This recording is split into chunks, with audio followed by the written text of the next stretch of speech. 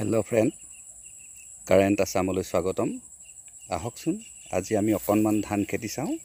এয়া মোৰ নিজৰ ধান খেতি, আপোনালোকক দেখুৱাই আছোঁ নিজৰ ধান খেতি। এই ধান খেতি মোৰ বৰ সুন্দৰ হৈছে।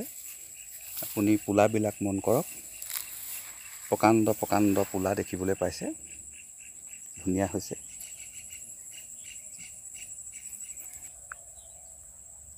মোৰ ধান খেতিৰ মাজতে একাষৰীয়াকৈ এটা পুখুৰী দেখিবলৈ পাইছে। এই পুখুৰীটোত শাওণ, ভাদ, আহিন, কাতিলৈকে মাছ খাই থাকিব পৰা গৈছে। ইয়াত অলপ জাং পেলাই থোৱা হৈছে। যেতিয়াই ইয়াত মন যায় তেতিয়াই আপোনাৰ মাছ ধৰি খাব পাৰি। নহ'লে মই তাত চেপা আছে, চেপা এটা পাতি থ'লেও ইয়াত আধা কেজি 1 কেজি ইমান মাছ পোৱা যায়, আৰু সিঁচিলে ইয়াত প্ৰায় 6-7 কেজিকৈ মাছ পোৱা যায়। এইটো মোৰ নিজা পুখুৰী। আহকচোন অকণমান আগবাঢ়ি যাওঁ।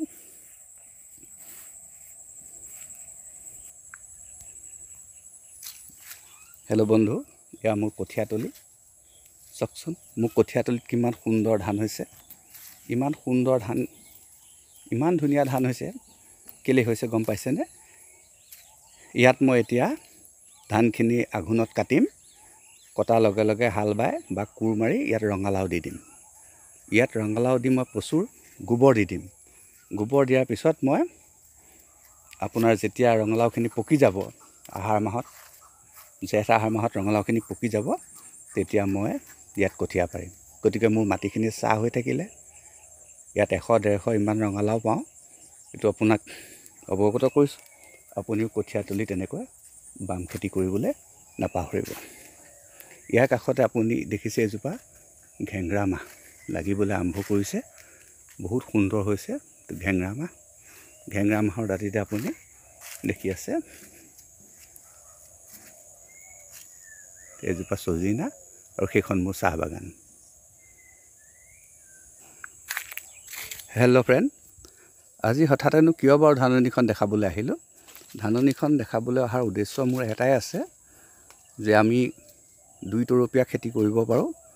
আমি কঠীয়াতলিডৰাত এতিয়া আঘোণ মাহত ধান দোৱাৰ লগে লগে ইয়াত ৰঙালাও, কেৰেলা, তিয়ঁহ ইত্যাদি খেতি কৰিব পাৰোঁ। আৰু সেই খেতি কৰাৰ কাৰণে মাটিডৰা চাহ হৈ থাকিব, পুনৰ তাত কঠীয়া ভাল হ'ব। আৰু খেতি কৰাৰ কাৰণে, বাম খেতি কৰাৰ কাৰণে ইয়াত আপোনাৰ কঠীয়া ভাল হ'ব। কঠীয়া ভাল হোৱা মানে আপোনাৰ ধান ভাল হোৱা।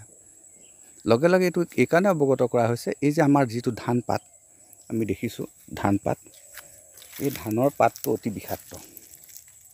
ধানৰ পাতটো অতি বিষাক্ত। এইটো যদি কেনেবাকৈ চকুত লাগে তেতিয়াহ'লে 100% চকুটো নষ্ট হৈ যাব। কঠীয়াৰ পাত, কুঁহিয়াৰ পাত আৰু আপোনাৰ বাঁহ পাত, এই তিনিটাৰ পৰা সদায় আমাৰ চকুটো আমি বচাই ৰাখিব লাগে। যি কি নহওক, আপুনি মোৰ চেনেলটো যদি ছাবস্ক্ৰাইব কৰিছে ভাল কথা, যদি নাই কৰা ছাবস্ক্ৰাইব কৰক। কাষত থকা বেল আইকনটো ক্লিক কৰক, যাতে মোৰ আপডেটসমূহ আপুনি সকলোতকৈ আগত পায়।